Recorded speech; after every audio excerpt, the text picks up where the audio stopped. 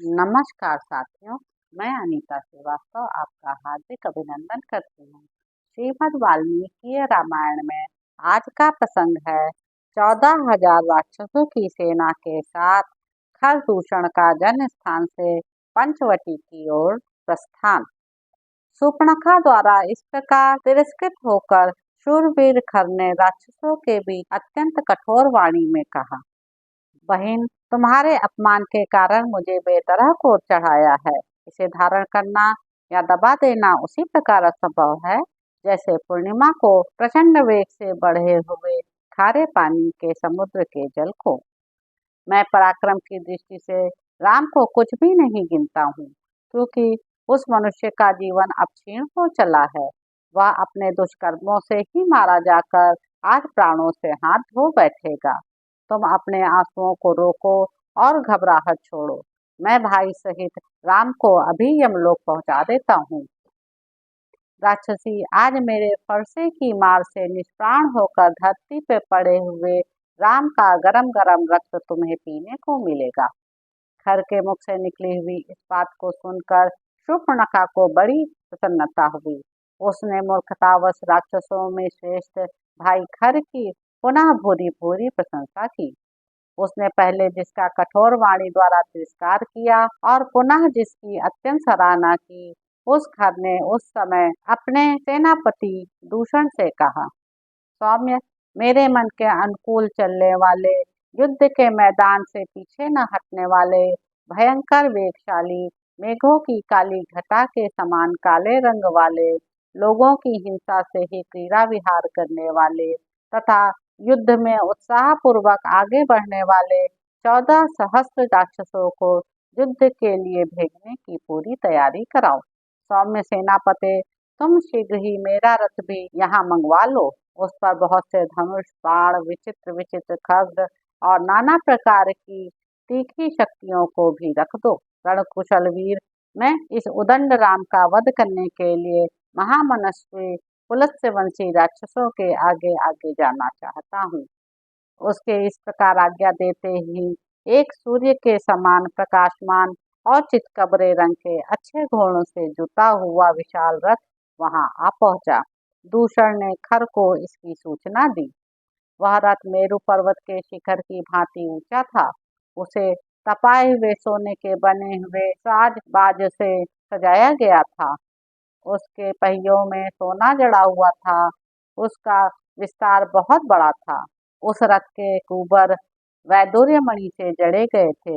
उसकी सजावट के लिए सोने के बने हुए मत्स्य, फूल, वृक्ष, पर्वत, चंद्रमा, सूर्य, मांगलिक पक्षियों के समुदाय तथा तारिकाओं से वह रथ सुशोभित हो रहा था। उस पर ध्वजा फहरा रही थी तथा रथ के भीतर खड्ग आदि अस्त्र शस्त्र रखे हुए थे। छोटी छोटी घंटियों अथवा सुंदर घुंघरुओं से सजे और उत्तम घोड़ों से जुते हुए उस रथ पर राक्षस राज खर उस समय आरूढ़ हुआ।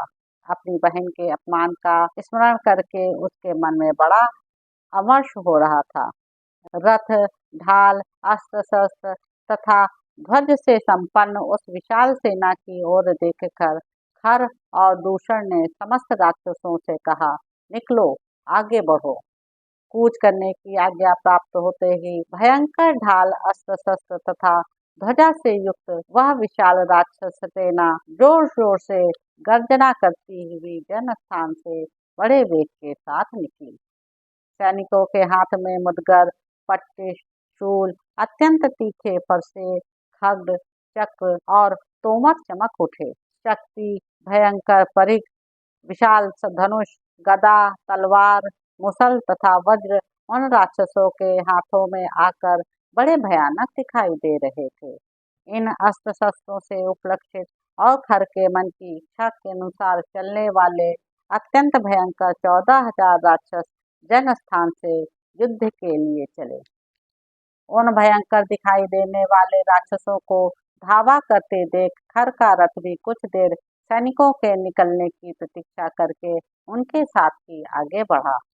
तदंतर खर का अभिप्राय जानकर उसके सारथी ने तपाए हुए सोने के आभूषणों से विभूषित उन चित्तकबरे घोड़ों को हाँका।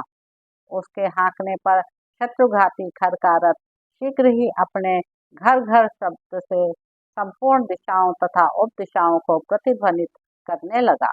उस समय खर का क्रोध बढ़ा हुआ था, उसका स्वर भी कठोर हो गया था।